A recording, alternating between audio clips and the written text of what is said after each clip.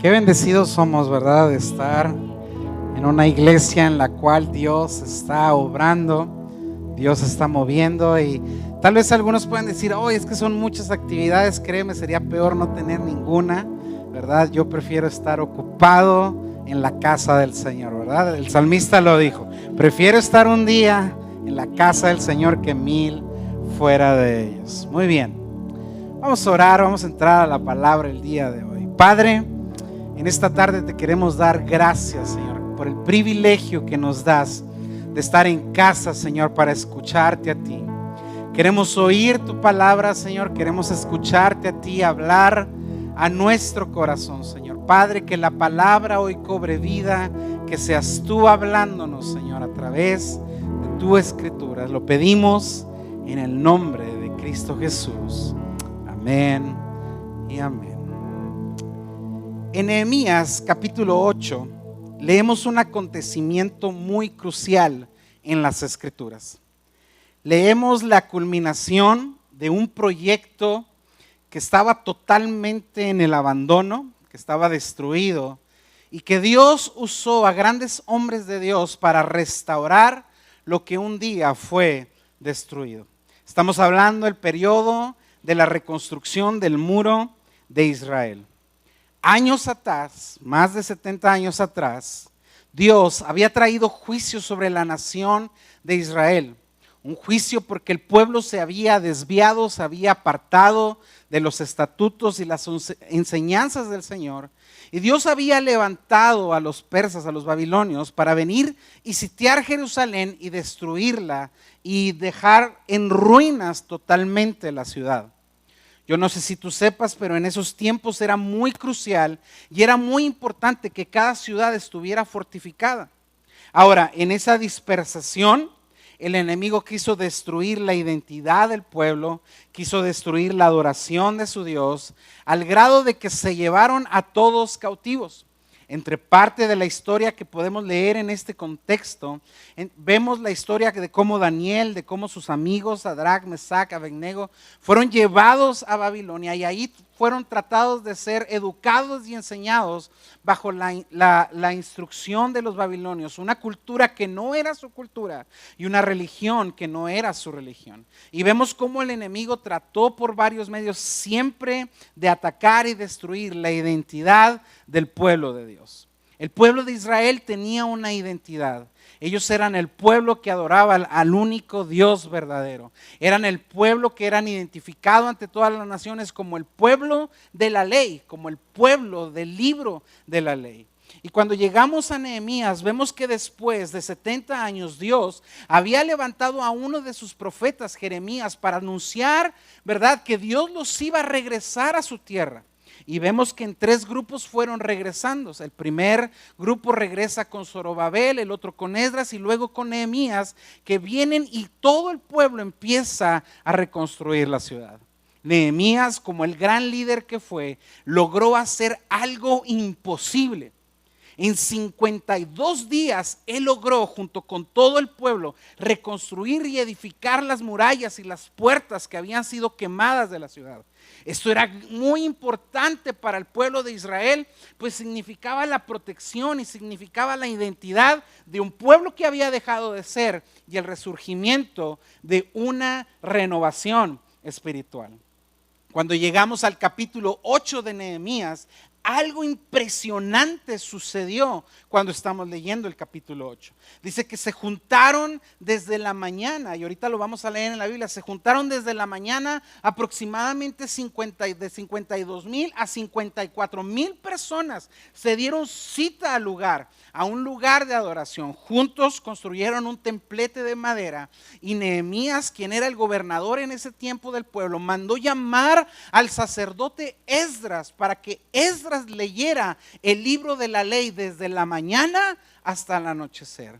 Y ese día algo pasó en el pueblo de Israel. Hubo un avivamiento en esa nación. El pueblo volvió a entender que Dios no los había dejado y que Dios seguía con ellos y que ellos seguían siendo el pueblo del libro de la ley. Aproximadamente estamos hablando del año 445 antes de Cristo. Y yo quiero que entremos a la historia. Vamos a Nehemías capítulo 8, versos 1 al 3. Y aunque es más larga la historia, vamos a enfocarnos en estos versículos.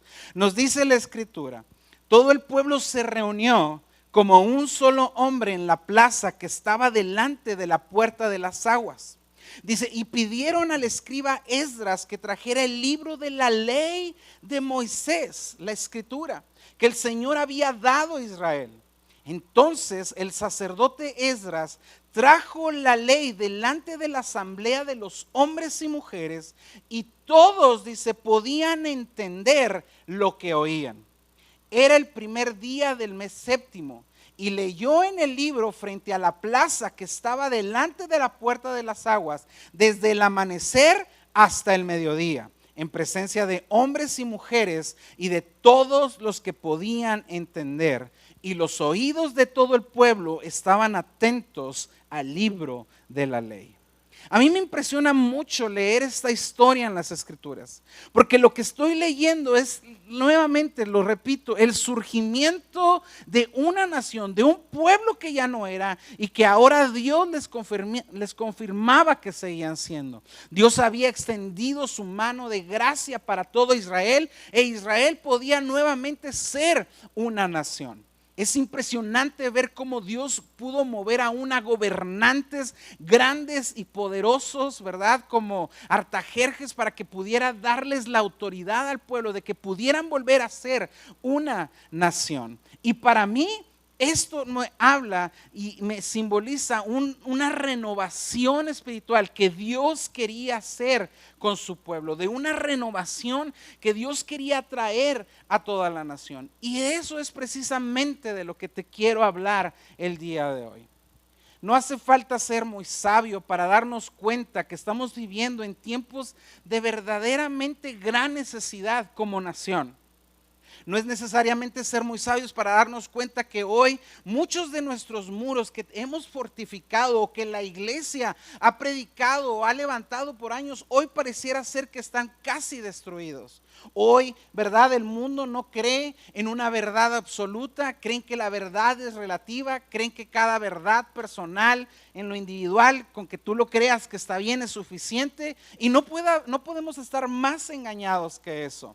Hoy tenemos crisis en nuestros gobiernos, no hace falta darnos cuenta para simplemente ver las noticias y darnos cuenta que realmente estamos viviendo épocas de veras donde realmente hay una gran necesidad, donde la iglesia necesita levantarse y necesita empezar a brillar. De hecho, una de las escrituras que Pablo dice en Romanos 8:19 nos dice, porque el anhelo, dice, ardiente de la creación es el aguardar la manifestación, la revelación de los hijos de Dios.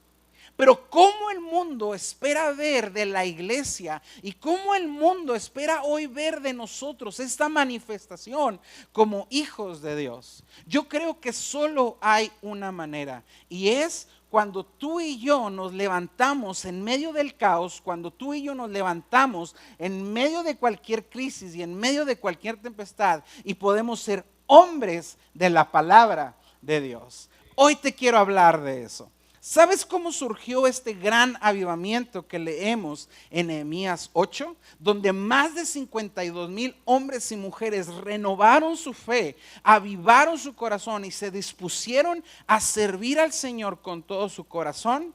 Todo sucedió 14 años atrás. Y es que no sé si tú sepas, pero Dios siempre tiene un tiempo de preparación para cada uno de nosotros.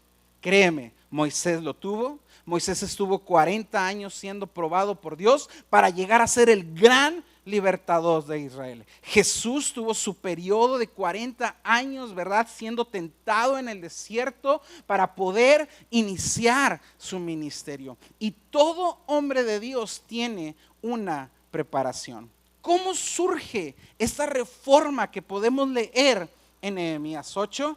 Surge con un hombre llamado Esdras. Y es de Esdras precisamente quien te quiero hablar el día de hoy. Se dice que todos llegamos a tener héroes de la fe, ¿verdad? Algunos admiramos a Pablo, otros admiramos a Pedro y no sé cuál sea tu héroe favorito de la fe, pero en este tiempo Esdras se ha convertido en una figura de héroe espiritual para mí. Quiero leerte su historia. Vamos a Esdras capítulo 7, versos 1 y 6 en adelante. Nos dice la Biblia: durante el reinado de Artajerjes, rey de Persia, dice, vivió un hombre llamado Esdras, hijo de Seraías, que era descendiente en la línea directa de Azarías.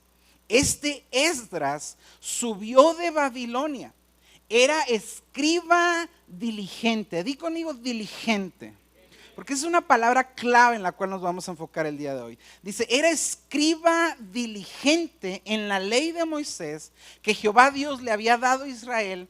Dice, y aconteció y le concedió el rey todo lo que pidió, dice, porque la mano de Dios estaba sobre Esdras.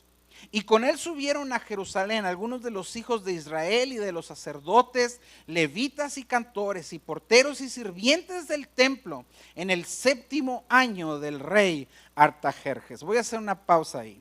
Si tú no sabes de qué periodo estamos hablando, ¿cuántos han visto la película de 300? ¿Alguien tiene referencia a eso? Ese es el rey Artajerjes. En este tiempo estamos hablando. Dice, y llegó a Jerusalén en el mes del 5º año del 7º rey, porque el día 1 del mes fue el principio de partida de Babilonia, y al 1 del mes 5 llegó a Jerusalén, estando con él la buena mano de Dios. Y versículo 10, pon mucha atención, porque aquí nos da el epicentro de quién era Esdras y de quién te quiero hablar el día de hoy. Dice el verso 10, porque Esdras había preparado su corazón para inquirir en la ley de Jehová y para cumplirla y para enseñar en Israel sus estatutos y decretos. A mí me impresiona cuando leo estos versículos, porque al leer estos versículos me puedo dar cuenta de qué clase de hombre era Esdras. 14 años antes de lo que Dios iba a hacer, de lo que Dios hizo en el capítulo 8 de Nehemías, se nos dice que existió un hombre que había preparado su corazón, que había buscado arduamente en la ley de Dios porque quería cumplirla y quería enseñar sus estatutos y decretos a Israel. Esdras es un hombre diligente. Esdras es un hombre experto en la palabra. Y algo que me impresiona que dice la Biblia es que dice la mano de Dios estaba sobre Esdras. Yo no sé tú, pero a mí me encantaría que así se dijera de mí siempre. Yo no sé cómo le hace ese gordito, ¿verdad? Pero todas las cosas le salen bien. Es porque es un hombre que ha puesto la palabra de Dios en su vida. Y así era Esdras. Era de esas personas que todo lo que hacía le salía bien porque Dios estaba con él. Pero había algo detrás de esa bendición. Y es que Esdras había sido un hombre que honraba la palabra de Dios. Y yo te voy a decir una gran verdad el día de hoy. Dios siempre va a honrar al hombre que honre su palabra. Dios siempre va a honrar al hombre que guarda su palabra. Si tú agradas a Dios, te quiero decir, no importa a quién desagrades en este mundo, pero si tú desagradas a Dios, no importa a quién tú agrades en este mundo, porque si hay algo que Dios honra, es a los hombres que honran su palabra. Y de eso te quiero hablar el día de hoy. Quiero hablarte de 4 características que yo veo en la vida de Esdras. 4 características que creo que tú y yo necesitamos como hombres y mujeres de Dios que somos. Y yo encuentro 4 características. Encuentro, número 1, que Esdras tenía un corazón resoluto. Esdras era un hombre que tenía una decisión y firmeza en su vida. Él tenía un objetivo claro, era Dios y era su palabra. Era hacer la voluntad de Dios a través de la obediencia a su palabra. Número 2, encuentro que Esdras tenía una mente diligente. Él estaba preparado para buscar a Dios diligentemente. Ahora, no solo buscaba a Dios, sino que él tenía también una voluntad obediente. Él estaba dispuesto a obedecer a Dios y sobre todas las cosas tenía una vida que testificaba. Y quiero que a lo largo de estos siguientes minutos que me restan, quiero que exploremos a profundidad cómo era el corazón de este hombre. ¿Cómo era el corazón de este hombre que, perdóname, yo creo que la mayoría de nosotros necesitamos tener? Tú y yo necesitamos una renovación en nuestro amor hacia la palabra de Dios. Tú y yo necesitamos como nunca amar este libro de la ley, gozarnos en él, conocer al Dios que nos ama a través de su escritura. Y es aquí donde voy a abrir otro paréntesis y quiero meter mi gol. Viene Instituto Amor y Verdad. Y creo que es la oportunidad que Dios y la herramienta que Dios nos está dando para aprender más de la palabra de Dios. Y si todavía no logro convencerte, vamos a escudriñar paso a paso la vida de este hombre llamado Esdras. Número 1, nos dice la Biblia que Esdras había preparado su corazón. ¿Sabes? No eran las cosas externas las que llamaban la atención de Esdras. Era la palabra de Dios lo que realmente hablaba su vida. Nos dice el verso 10, Esdras había preparado su corazón para inquirir en la ley de Dios y para cumplirla. Y esta palabra, preparado su corazón, me habla o lo asemejo como al agricultor que prepara la tierra para una cosecha. Creo que si tú fueras agricultor, tú lo que harías sería ir a tu campo, quitar la maleza, quitar las piedras, preparar la tierra. Si ves que la tierra no es muy buena, abonarla, fertilizarla, porque tú estás esperando algo de la tierra, ¿cierto o no? Creo que en lo espiritual el proceso es similar.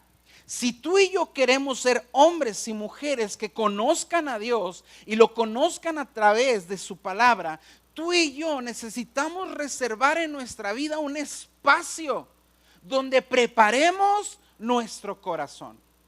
Tristemente vivimos en una era donde somos adictos, ¿verdad?, a los tutoriales instantáneos, cómo se cambia, cómo se limpia la refrigeración en 3 pasos en YouTube.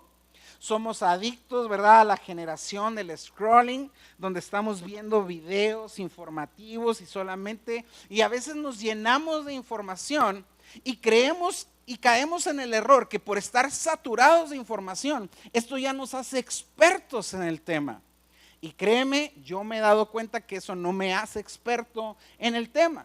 Yo soy malísimo con las herramientas. Es más, mi esposa se preocupa cuando yo agarro las herramientas, porque lejos de arreglarlo, termina descompuesto, peor de lo que estaba.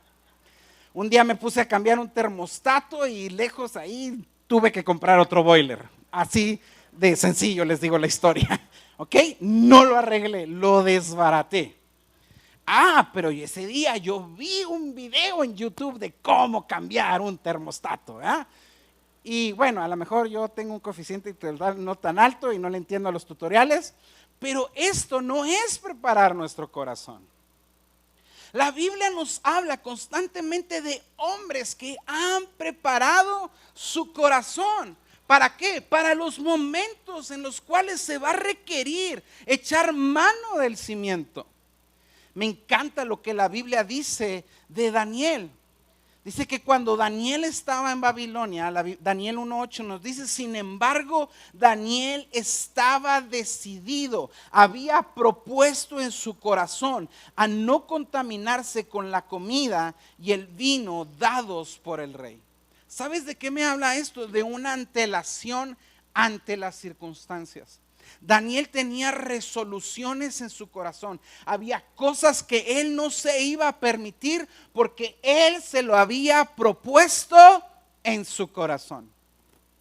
¿Sabes? Hasta el día de hoy yo tengo convicciones en las cuales no estoy dispuesto a ceder porque son resoluciones que yo he propuesto en mi corazón. He preparado mi corazón no porque yo sea muy machín, sino porque he preparado mi corazón porque tengo miedo de fallar y de equivocarme en el camino. Y Esdras había sido un hombre que había propuesto en su corazón, ¿qué cosa? Inquirir en la ley de Dios. Él estaba fuertemente comprometido, inamovible a que Dios fuera lo más importante de su vida. Y tal vez muchos de nosotros necesitamos tomar esto más seriamente. Se me viene a la mente una de las grandes historias de un gran despertar espiritual y sucedió aquí en Estados Unidos, en América. Hace muchos años hubo un hombre, un predicador llamado Jonathan Edwards. Yo no sé si tú has oído hablar de él, pero su biografía nos dice que Jonathan Edwards fue un gran predicador que logró traer a miles de personas a los pies de Jesucristo. Y no solo eso, su descendencia. Se han hecho estudios de la genealogía de Jonathan Edwards, donde nietos, bisnietos llegaron a ser vicepresidentes, presidentes de universidades famosas en Estados Unidos, presidentes del Tesoro Nacional. ¿Por qué? Porque Jonathan Edwards había sido un hombre que cuando se convirtió al Señor había determinado ciertas cosas en su corazón. Él se convirtió a los 17 años y para cuando ya tenía un año de converso, él había escrito 70 resoluciones que él vivía y leía diariamente. ¿Cómo te explicas eso? 18 años y ya tenía convicciones impresionantes. Te leo algunas de ellas. Me llamó mucho la atención. Resolución número 1. Él escribió a los 18 años y dijo: yo resuelvo que yo haré lo que más glorifique a Dios, más allá de mi propio bien, beneficio y placer durante mi tiempo, sin ninguna consideración de la hora que sea. Me resuelvo a hacer cualquier cosa que sea mi tarea y deber para el bien y ventaja de la humanidad en general. Wow, 18 años y ya está escribiendo esto. Ahora, no solo lo escribió, lo vivió.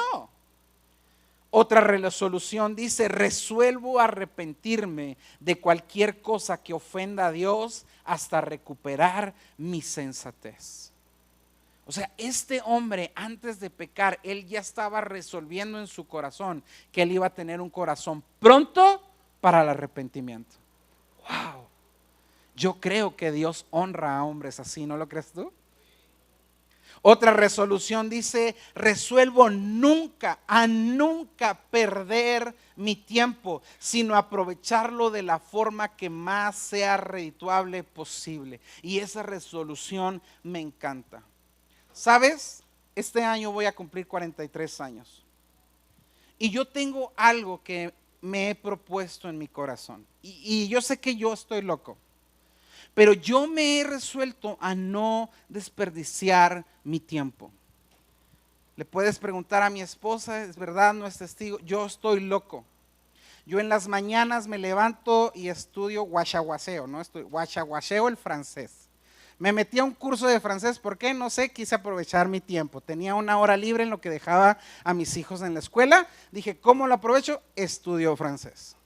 Me metí a una universidad en línea y estoy ahorita actualmente cursando una licenciatura en economía que me cuesta a veces noches de desvelarme, pero cualquier tiempo, estando en la línea del paso, estando en cualquier tiempo muerto, yo aprovecho para leer y estudiar.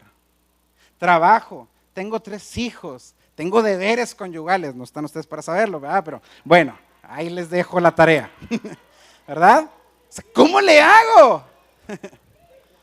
Porque resolví en mi corazón, no, me van a regañar por eso, no perder tiempo. Para mí, ahorita, a mis 43 años, perder tiempo es pecado. Yo no puedo darme el lujo de perder el tiempo.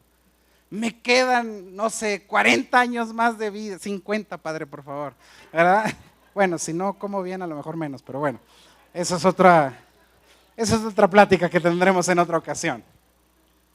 Jonathan Edwards escribe: me determino a buscar oportunidades de ser generoso y bondadoso. Me determino, es una disposición del corazón, es algo que te determinas, no es algo que esperas la oportunidad, es algo que tú buscas, que tú persigues.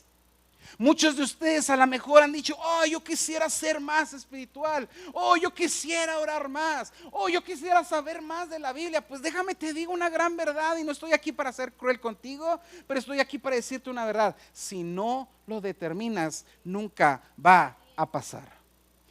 Tú quieres orar más, necesitas proponer en tu corazón apartar tiempo para orar más. Tú quieres conocer más la Biblia, perdóname, necesitas determinar en tu corazón apartar tiempo para conocer más a Dios. Y a lo mejor dices: es que es muy difícil, quiero leer todo Deuteronomio, no lo entiendo. Pues no empieces por ahí. Empieza con instituto bíblico, empieza con la vida de Jesús, empieza a enamorarte de su palabra. Jonathan Edwards decía: resuelvo a no dar lugar a la negligencia. Y escribió 75, te estoy diciendo algunas. Yo quiero terminar este punto preguntándote: ¿qué estamos tú y yo dispuestos a hacer para tener resoluciones claras y concisas en nuestro corazón? Familia, vivimos en una era de veras donde Dios está esperando que tú y yo nos levantemos y marquemos una diferencia en este mundo. Y nada va a pasar si solamente venimos, nos sentamos, recibimos y nos vamos. Perdóname, no va a suceder. Tú necesitas el día de hoy determinar en tu corazón, empezar a hacer algo, empezar a cambiar lo que está mal en tu vida, empezar a meterte más con Dios, a orar más, a leer más la Biblia, a enamorarte más, a adorar más, a dar más.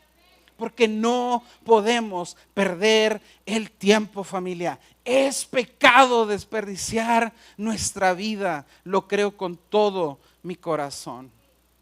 Esdras era un hombre así, tenía un corazón preparado. Número 2, tenía una mente diligente.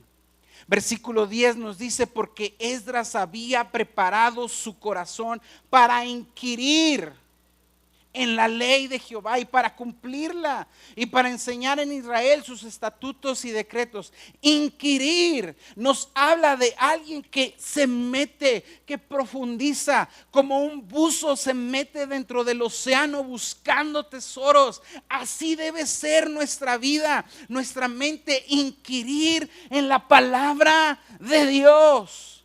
Tú y yo necesitamos amar la palabra de Dios como nunca. Dice, escribía el salmista, el Salmo 119, el salmo más largo de la Biblia. Mira, verso 97 dice: oh, cuánto amo yo tu ley. Todo el día es ella mi meditación. Algunos pudieran leer: oh, cuánto amo yo el Facebook. Todo el día estoy ahí. ¿Verdad? Esa pudiera ser la realidad de algunos. Pero el salmista dice: cuánto amo yo tu ley, todo el día ella es mi meditación. Me has hecho más sabios que mis enemigos con tus mandamientos, porque siempre están conmigo. Más que a mis enseñadores he entendido, porque tus testimonios son mi meditación. Más que los viejos, dice, he entendido, porque he guardado tus mandamientos. Cuán dulces son a mi paladar tus palabras, más que la miel de mi boca. Eso solo puede escribir un hombre que se adentra en la palabra de Dios. Tú y yo, familia.